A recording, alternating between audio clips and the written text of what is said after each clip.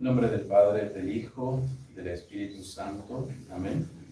Queridos hermanos, por gracia de Dios, ya estamos en el sexto domingo después de Pentecostés.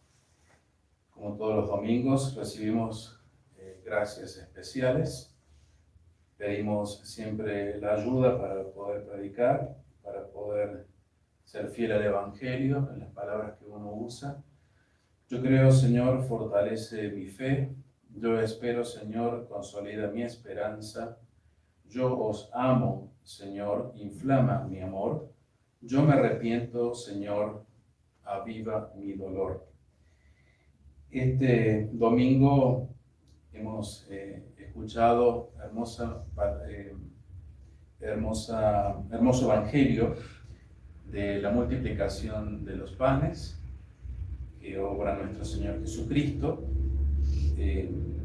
sobre lo cual resalta la misericordia de Dios, el sentir esa compasión por esa pobre gente hambrienta después de 3 días de haber estado siguiendo a nuestro Señor Jesucristo, esa sed de Dios del alma que busca a Cristo, que no le importa siquiera comer el alimento material, y Jesucristo suple esas necesidades obrando un milagro, lo cual es ciertamente figura de la Santísima Eucaristía que recibimos en la Santa Misa. Y ese amor que tiene Dios, ese amor de Jesucristo por las almas, está descrito de alguna manera y muy especial en la epístola que hemos oído hoy de San Pablo, epístola a los Romanos, en su capítulo 6, versículos 3 al 11, en donde se nos detalla y con mucha sorpresa se nos presenta esa batalla, esa lucha que hay entre ese deseo de Dios, ese amor que debemos tener por Dios, y esa fuerza contraria que nos aleja, que nos deja, digamos, fuera de combate, por así decir, que es el pecado. Por eso, en ese pasaje de la epístola a los Romanos, San Pablo se pregunta si realmente somos nosotros los que hemos muerto al pecado. Leo ese versículo, que es el versículo inmediatamente anterior a la epístola que hemos leído hoy. Dice: los que hemos muerto al pecado. ¿Somos esos nosotros?, se pregunta San Pablo. ¿Realmente está sorprendido San Pablo? San Pablo mismo se sorprende de él mismo, de decir, bueno, ¿somos nosotros los que hemos muerto al pecado? Sí. La respuesta es sí, somos nosotros los que hemos muerto al pecado. Entonces, la pregunta subsecuente a esa es, ¿cómo es posible, si hemos muerto al pecado, cómo es posible que todavía sigamos viviendo en él? Eso está hermosamente expresado, por San Pablo en la epístola a los Romanos, capítulo 6, versículo 2. La gran sorpresa que presenta San Pablo, es decir, estamos muertos al pecado por un lado, y cómo es posible que todavía sigamos viendo en nosotros, sigamos operando el pecado. Esta gran sorpresa,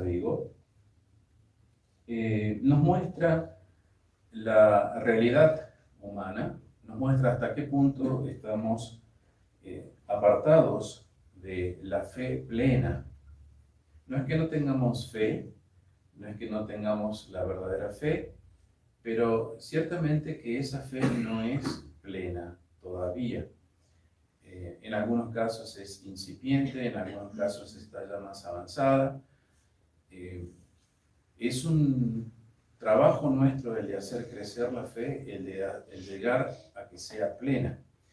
Y por no ser plena, nuestra lucha o nuestra vida espiritual está llena de deficiencias, y esas deficiencias es lo que lleva a San Pablo a exclamar que aún todavía seguimos viviendo en medio del pecado. ¿Cómo es posible, dice, que estando muertos por el pecado, sigamos viviendo todavía en él? La fe entonces no es plena todavía, y es necesario planificarla, es necesario hacerla plena. Y por esa deficiencia de la fe es que nosotros seguimos siendo todavía ignorantes del alcance y de los misterios maravillosos de nuestra redención.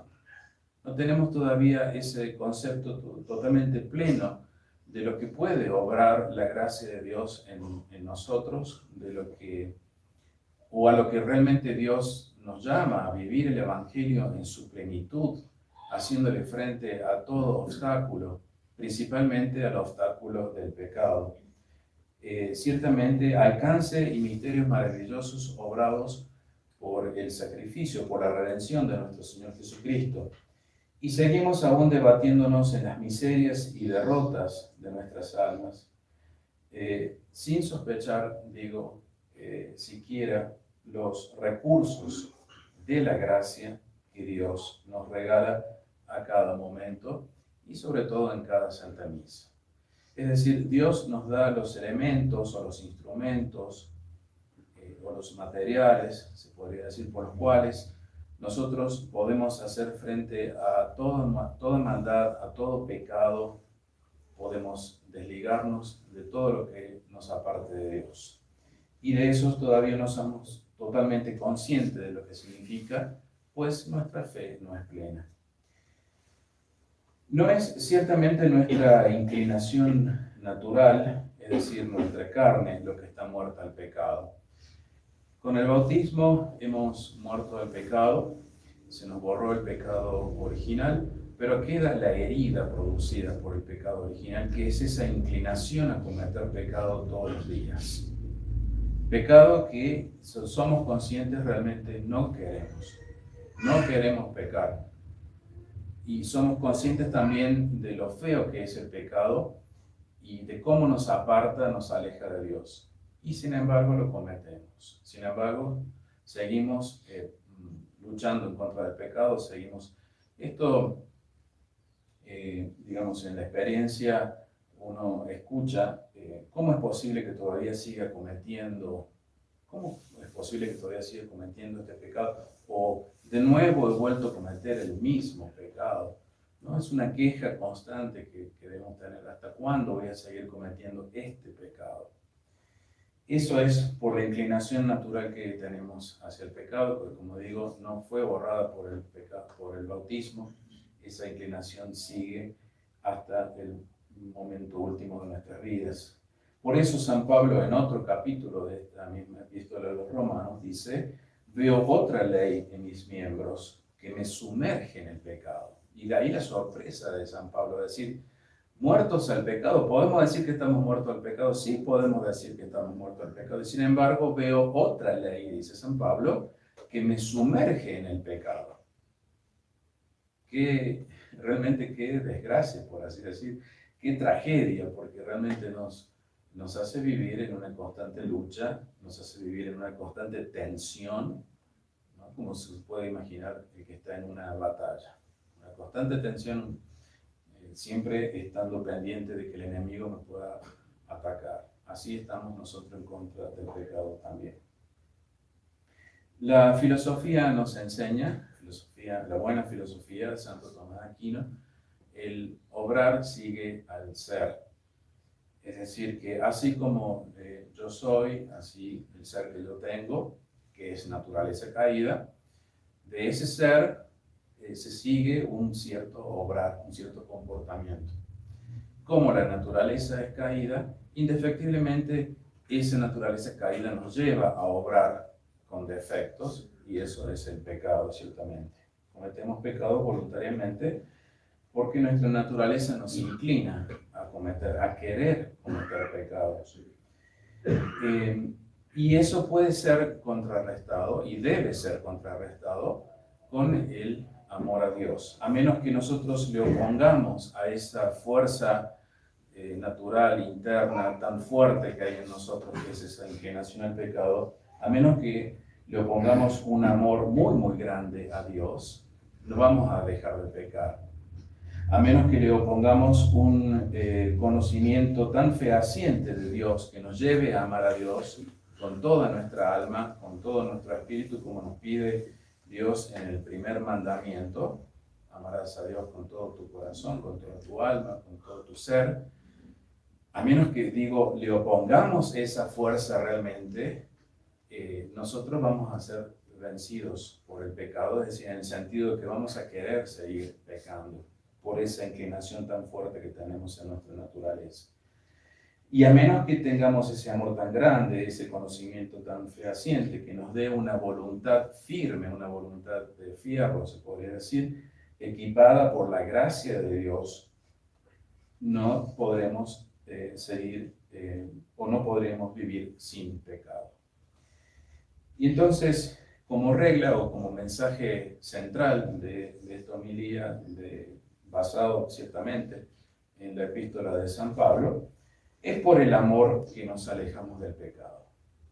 Esa es la respuesta que uno debe darse a sí mismo cuando uno se pregunta, bueno, ¿por qué sigo pecando? ¿O por qué me empeño en seguir pecando? ¿O por qué me tortura tanto el pecado y pasan tantas cosas en mi vida, en mi familia, con la esposa, con el esposo, con los hijos, en el trabajo, en lo que sea? ¿Por qué ese deseo de seguir pecando, esas riñas, etcétera, etcétera, etcétera? Todo lo que puede llegar a pasar en nuestra vida de negativo es porque no le oponemos a esa realidad el amor que le debemos a Dios.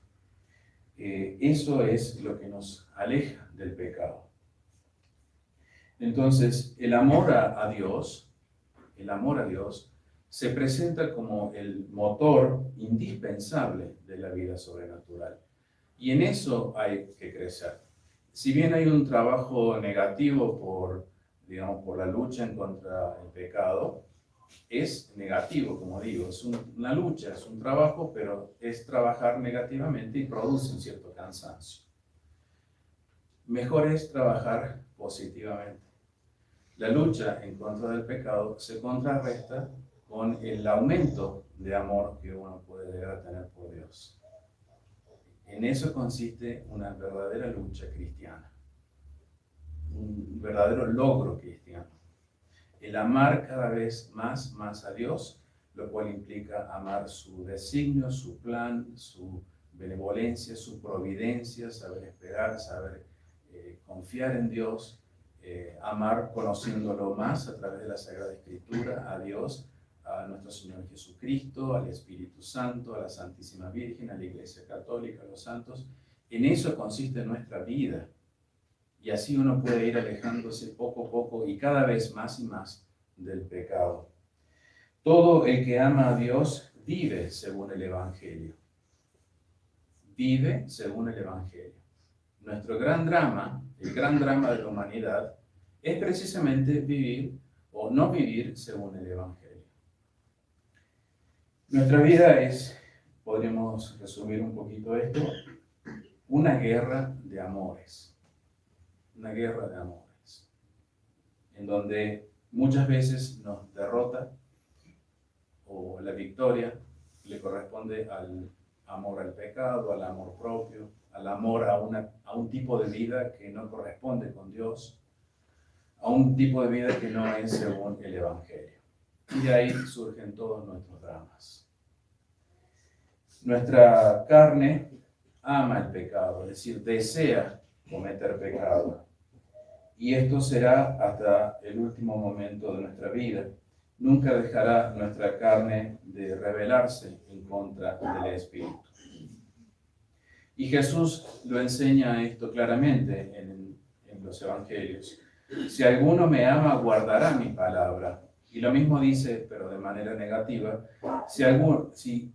quien no me ama, no guardará mis palabras. Es decir, es muy claro, si alguno me ama, va a hacer lo que yo le digo, va a guardar mi palabra, va a vivir consecuentemente con el Evangelio.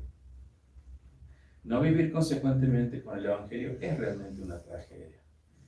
Y sobre todo en el mundo que nos toca hoy, en donde todo está permeado por el anti-evangelio, se podría decir, por la cultura que vivimos que hace que tengamos otros valores, que tengamos otras prioridades, por ejemplo, económicas, de trabajo, que nos hace olvidar la familia, los valores que hay en la familia.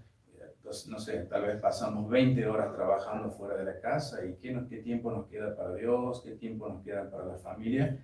Esa es una realidad muy, muy cruda, muy, muy cruel en la cual estamos sumergidos, que no nos permite vivir según el Evangelio.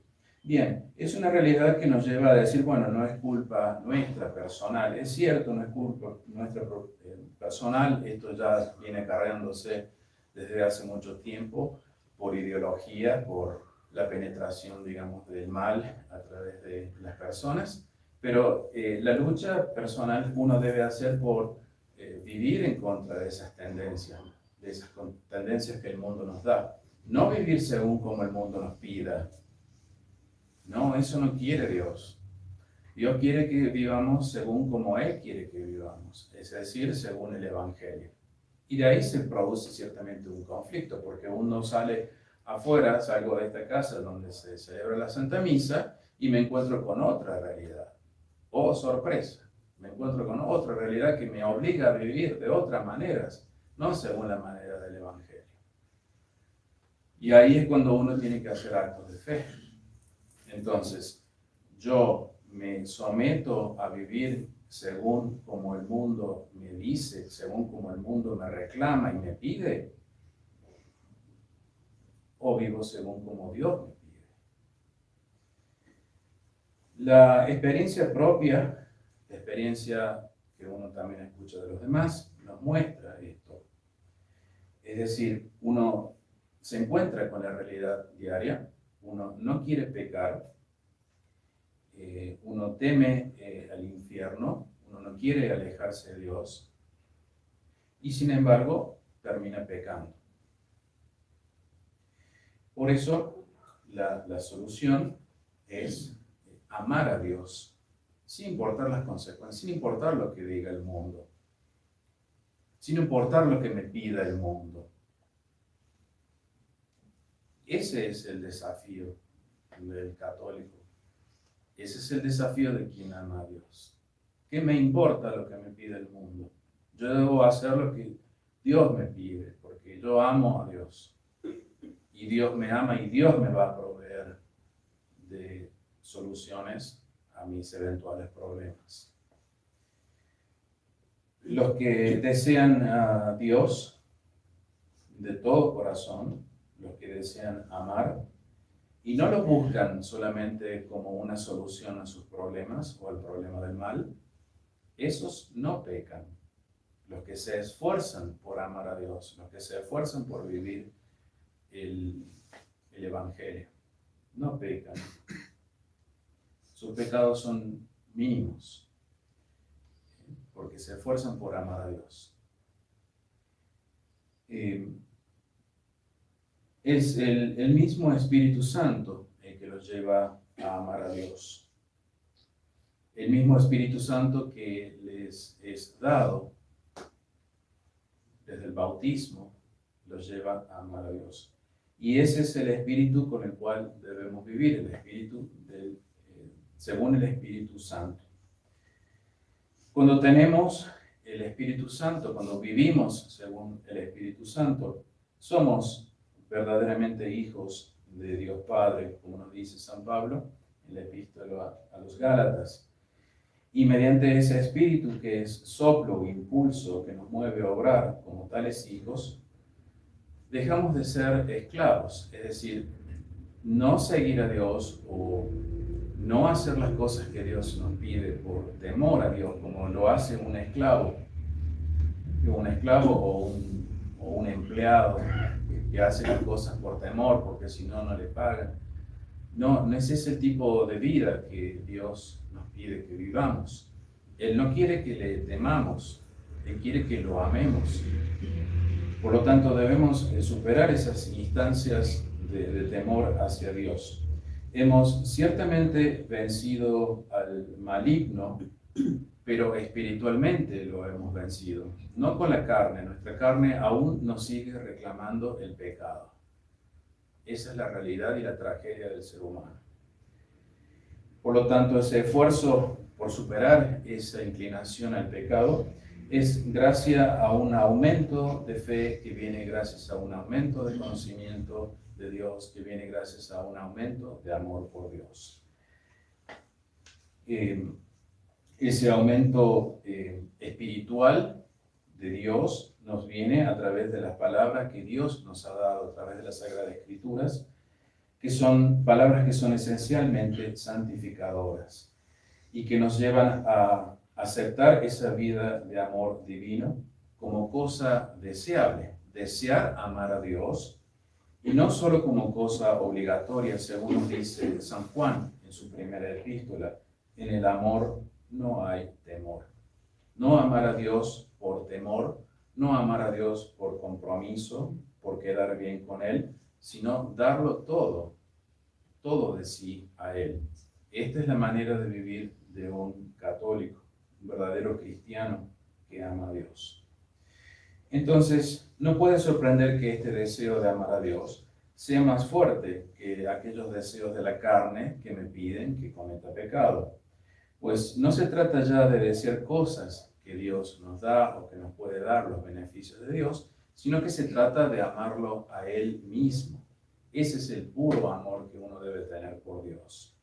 Dios mismo es nuestra recompensa, como así lo leemos en el Antiguo Testamento, en el libro de la sabiduría. El galardón está en el Señor. Él mismo es el premio. Y también lo dice nuestro Señor Jesucristo en el Apocalipsis: he aquí que vengo presto y mi galardón viene conmigo. Es Él el que nos trae el premio. Él mismo Él es el premio por amarlo desinteresadamente y hacer todo lo posible por vivir según su evangelio. Es decir, que el ser amado de Él y poder amarlo es un bien infinito que poseemos desde ahora. Eso lo tenemos ya, podemos hacerlo ya. Esa lucha en contra del pecado, desligarnos del pecado y amar a Dios totalmente es ya. Si bien la lucha sigue, pero es ya. Yo poseo a Dios ya. Y claro está, si de veras creemos en esa maravilla, despreciaremos y odiaremos aún contra nuestra propia carne todo lo que pretenda quitarnos esa posesión actual de Dios. El pecado entonces no es otra cosa sino que esa lucha que hay, que hace que quiera que nos alejemos de Dios, que quiere quitarnos a Dios de nuestra alma. Y allí es cuando uno tiene que estar fuerte en el amor a Dios, para no dejarse quitar esa posesión de Dios. Eso es lo que sucede. Esa es la respuesta cuando uno dice: ¿por qué vuelvo a cometer pecado? ¿Por qué tantos problemas? ¿Por qué tengo que pasar por todas estas cosas? Porque nos quieren quitar, el pecado nos quiere quitar esa posesión de Dios en nuestras almas. San Pablo, en la epístola de hoy, de Romanos, capítulo 6, llama a esta forma de vivir cristiana nueva vida y exhorta a caminar en la nueva vida. Caminemos en nueva vida, dice San Pablo. Es decir, amemos a Dios para contrarrestar el pecado. Vuelvo a repetir la idea porque es fundamental entender esto. La carne todavía sigue reclamando el pecado. Estamos muertos al pecado espiritualmente en el bautismo, pero amemos a Dios para contrarrestar esos reclamos de la carne que me llevan a cometer pecado. Esos reclamos de la carne vienen del amor propio, vienen de un amor ciertamente, no del amor a Dios, sino del amor que uno tiene por uno mismo, el amor propio, amor a nosotros mismos, amor a nuestra carne que quiere que sea satisfecha, quiere que se le dé todos los caprichos de la carne. Por eso amemos más a Dios que a nosotros mismos, es la solución. El cristiano de viva fe, siendo verdaderamente parte del mismo Cristo por el bautismo, puede decir que murió cuando Cristo murió. Esto es una verdad, no es meramente retórica, no son meras palabras. Hemos muerto todos cuando Cristo murió. Y hemos resucitado todos cuando Cristo resucitó. Es decir, que de ahora en más debemos vivir una vida como de resucitados, es decir, muertos al pecado. Santo Tomás de Aquino explica esta noción. Es cierto que físicamente uno muere primero, en el momento de su propia muerte, y después es sepultado, dice Santo Tomás de Aquino, pero espiritualmente es la sepultura en el bautismo, es decir, nuestro propio bautismo es una sepultura al pecado y causa ciertamente la muerte del pecador. El bautismo causa la muerte del pecador, aun cuando la inclinación al pecado sigue. Por eso, en el bautismo somos injertados en Cristo, vivimos en Él y Él en nosotros. Él es la vid, nosotros somos los sarmientos. Resucitaremos en Él, seremos glorificados en Él y reinaremos con Él eternamente. Somos regenerados en Cristo. Por eso San Pablo nos dice, caminemos según una nueva vida. Y muertos a nuestro hombre viejo, es decir, el hombre que está bajo el dominio del pecado. San Juan Crisóstomo expresa esta idea diciendo, porque la muerte que Él murió, la muerte que Jesucristo murió, la murió al pecado una vez para siempre, mas la vida que Él vive, la vive para Dios, sin necesidad de su parte, porque Él no es un pecador. Rompió de una vez para siempre los lazos que le tenían sujeto al pecado. Entendamos bien. Es que Cristo también, por su inefable dignación antes de la muerte, estaba en cierto modo sometido al pecado. No cometió pecado, pero sí estaba sometido al pecado. No tenía pecado personal, pues era la inocencia misma. Estaba sometido al pecado del mundo, que sobre sí había tomado y por el cual, muriendo, había de satisfacer a la justicia divina. Por esto, al librarse con la muerte propia, la muerte de cruz, de esa especie de sujeción que nuestro Señor Jesucristo tenía bajo el pecado, puede decir que murió al pecado, que es lo que nos dice San Pablo hoy en la epístola, y que a veces nos cuesta entender. Murió al pecado, entonces quiere decir que dejó de estar sometido bajo ese yugo del pecado. Con su muerte se libró de esa sujeción que tenía el pecado. Y como esta muerte al pecado fue definitiva y eterna en ese momento de la crucifixión, quiere San Pablo que el pecador, es decir, nosotros, imitemos y nos desliguemos y rompamos con el pecado. Que rompamos esa sujeción que tiene el pecado sobre nosotros, uniéndonos cada vez más a Cristo. Es básicamente el mismo mensaje que les vengo diciendo desde el principio, dicho con otras palabras. Romper esa sujeción del pecado se logra gracias al amor mayor que uno puede tener, a la fe mayor, al incremento de fe en Jesucristo, en su Evangelio y viviendo según el Evangelio. En el bautismo fuimos liberados para siempre de esa sujeción del pecado, porque Cristo murió al pecado. Eso está bien claro. Solo que por nuestra naturaleza caída, debemos constantemente hacer el esfuerzo de luchar en contra de esa sujeción, pues fácilmente recaemos. Y si no fuera por la gracia de Dios, no podríamos reponernos. Por eso es una combinación de las dos cosas, la propia lucha asistida por la gracia de Dios en contra del pecado. Esta nueva vida de la que habla San Pablo es la vida del Espíritu que Cristo nos entregó ya con su ley de espíritu de vida, que nos libra de la ley del pecado. Santo Tomás de Aquino explica cómo el espíritu natural produce la vida natural, el Espíritu Santo, el Espíritu de Dios, de nuestro Señor Jesucristo, crea esa nueva vida, la vida de la gracia. Y así debemos vivir nosotros, muertos al pecado, y vivir para Cristo. Y San Gregorio Magno también explica esta idea. Jesucristo se hizo hombre para hacernos espirituales. En su bondad se ha rebajado para elevarnos, ha salido para hacernos entrar, se ha hecho visible para enseñarnos cosas invisibles. Este don, esta nueva vida de la que habla San Pablo hoy, lo llena de admiración a San Pablo. Una admiración tan profunda que lo lleva a exclamar en dos pasajes que son excelsos de las epístolas de San Pablo. Dice en uno de ellos: ¿quién nos separará del amor de Cristo?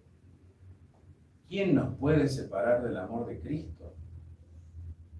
El cual nos hace vivir la vida que Cristo quiere que vivamos, que Dios quiere que vivamos, en contra del pecado, del mundo, de Satanás. ¿Quién nos puede separar del amor de Cristo?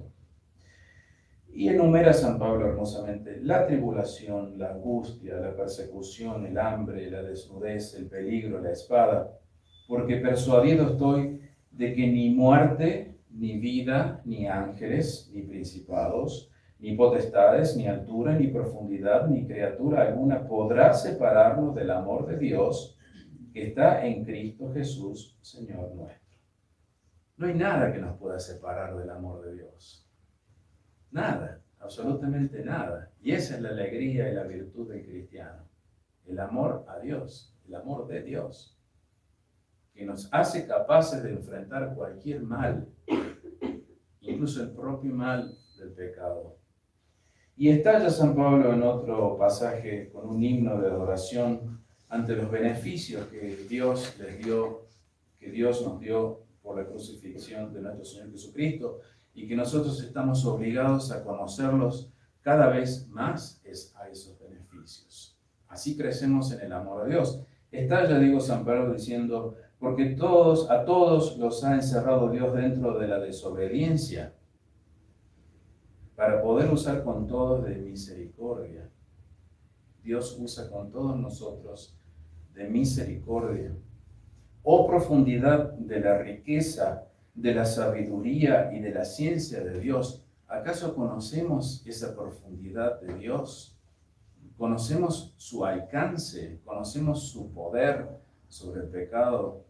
¿Conocemos realmente esto? ¿Somos capaces de decir que lo conocemos? ¿Cuán inescrutables son sus juicios?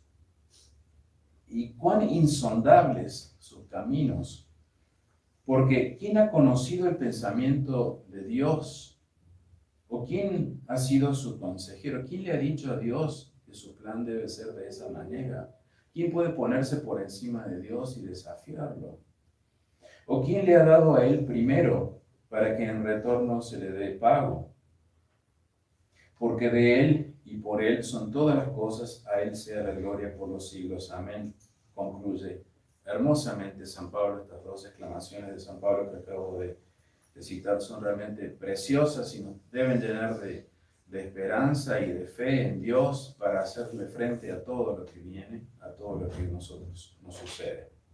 El disfrutar de los favores de Dios y de los beneficios de Dios en nuestra alma, desde hoy para siempre en nuestra vida, depende del interés que pongamos en seguir estudiándolos, conociéndolos, aumentando nuestra fe y nuestra esperanza en nuestro Señor Jesucristo, sin permitir que la carne con su reclamo, porque va a seguir reclamando hasta el último momento de nuestras vidas, venga a quitarnos ese privilegio de esa posesión de Dios que tenemos ya en nuestra alma, y que es superior a todo otro privilegio que podemos tener en este mundo sin excepción. Por eso esa es la invitación de San Pablo hoy, a vivir, a caminar según una nueva vida, a superar todo mal, todo pecado en nuestras vidas, amándolo a Dios con todo nuestro corazón y nuestra alma. Venga la gracia, Señor, pase este mundo pronto. Hosana al Hijo de David. Acérquese el que sea santo. Arrepiéntase y conviértase el que no lo sea. Ven, Señor, no tardes, porque ya no queremos pecar más. No queremos seguir en ese camino de pecado. Queremos amar a Dios libremente, sin nada que se oponga, sin nada que nos aparte de ese camino a Dios. En el nombre del Padre, y del Hijo, y del Espíritu Santo. Amén.